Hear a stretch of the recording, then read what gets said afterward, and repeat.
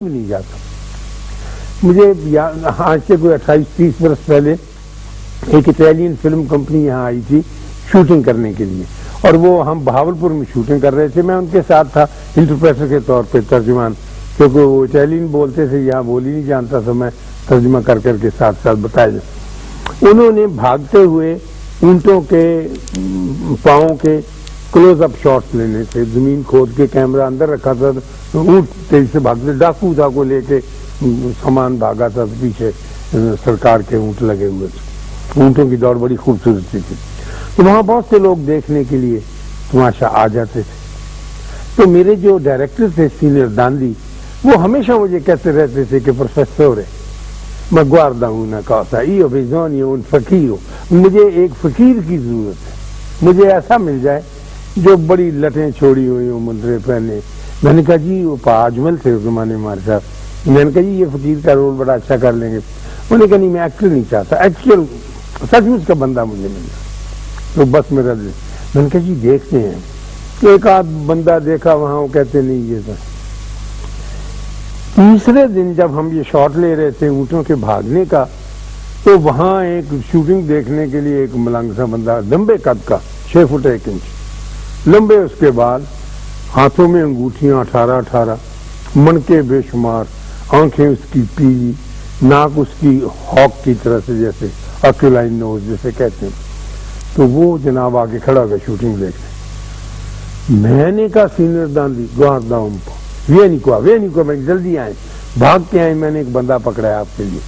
جب انہوں نے دیکھا تو چیخ ماری خوشی کی اور اس کو جا کے جفی ڈالی. کہتا یہی تو میرا منتہا مقصود تھا، اسی آدمی کی تلاش میں پھرتا تھا. تو یہ کیسے مل گیا؟ میں نے کہا جی خود ہی آ گیا ہوں. کہنے لگے اس کو کہہ دو جلدی سے کہ 4 روز کے بعد ہم تیری شوٹنگ کریں گے، اور اس کا رول اس کو سمجھا دو کہ یہ ڈاکوؤں کا ایک سرگنا ہے، اور باقی 8-10 دن ہم یہاں کریں گے، باقی کی یورپ میں کریں گے.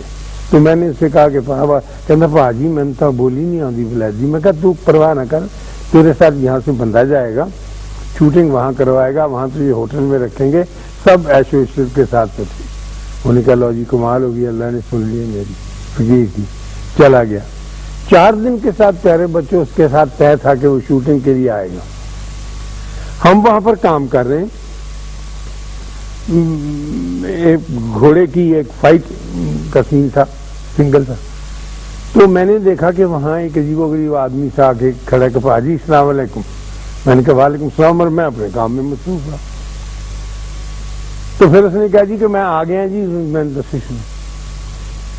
خواتین و حضرات، وہ فقیر لمبے بالوں والا کرو کٹ کروا کے، فوجیوں والی حجامت نہیں ہوتی، بوشرٹ پہن کے، لنڈے سے جینز خرید کے، سارے منکے اتار کے، ساری مندریاں اتار کے، ایک ہاتھ میں سگریٹ پکڑے ہوئے نوجوان لونڈا بن کے آ گیا.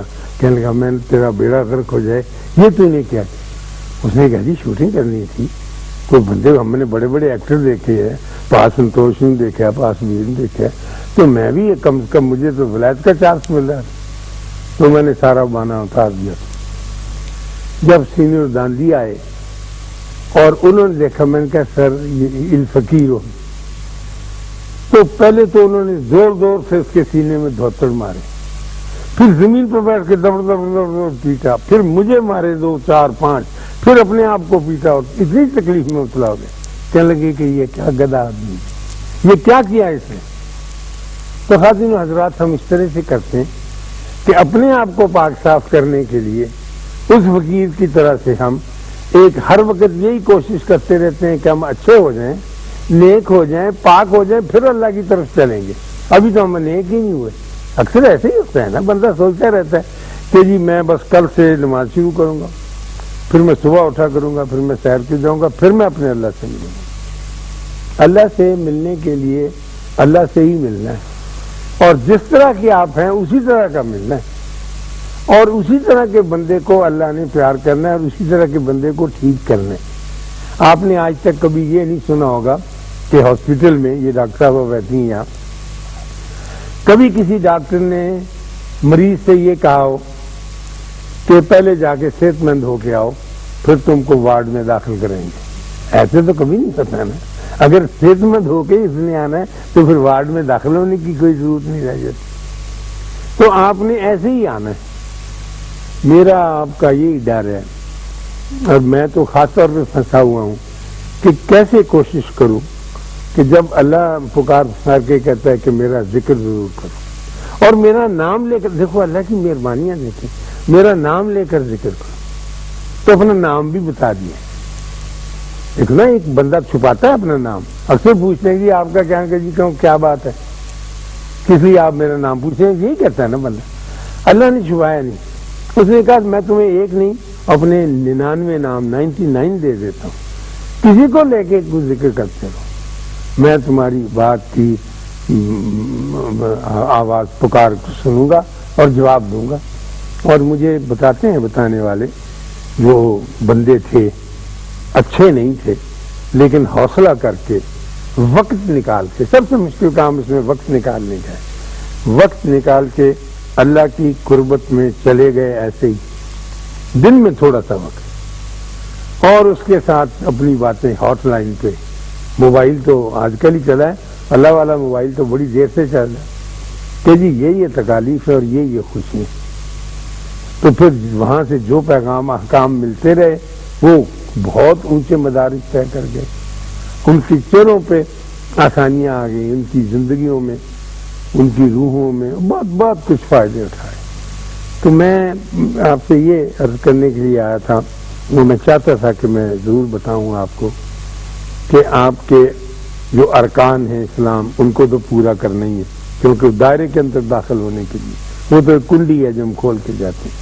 پھر اندر جا کے جو اللہ ہے ہمارا، اب اس کے ساتھ بھی کرنی ہے بات. اب نماز کے ساتھ بھی بات ہے، زکوٰۃ کے ساتھ، صدقات کے ساتھ، معاملات کے ساتھ، لیکن اللہ جس نے یہ ساری اتنی بڑی نعمت دی ہے اسے کرے. میری تو اب عمر، میں جیسا پہلے کہہ رہا تھا، بہت خراب سی ہو گئی، اور اب میں دیکھتا ہوں کہ اس عمر میں کچھ کام زیادہ اچھا ہوتا نہیں ہے بندے سے. آپ ینگ ہیں، اللہ نے آپ کو بڑی صلاحیت دی ہے. میں نے تو مجھ سے تو پوچھیں، میں نے پچھلے 10 سال میں سوائے بوڑھے ہونے کے اور کوئی کام ہی نہیں کیا، تو اس سے تو کچھ نہیں ہوتا. جب بھی کام کرنا ہوتا ہے یہی نہیں ہو سکا. تو آپ کو اللہ نے صلاحیت دی ہے، اور میں یہ چاہوں گا تاکہ آپ کو ایک عروج پہ چڑھتے ہوئے دیکھ کر میں بھی آپ سے کچھ دان دکشنا، کچھ خیرات لے کر آگے جاؤں، کیونکہ آپ کے پاس یہ خزانے ملنے والے ہیں، آپ کے چہرے بتا رہے ہیں. اللہ آپ کو آسانیاں عطا فرمائے اور آسانیاں تقسیم کرنے کا شرف عطا فرمائے. اللہ حافظ.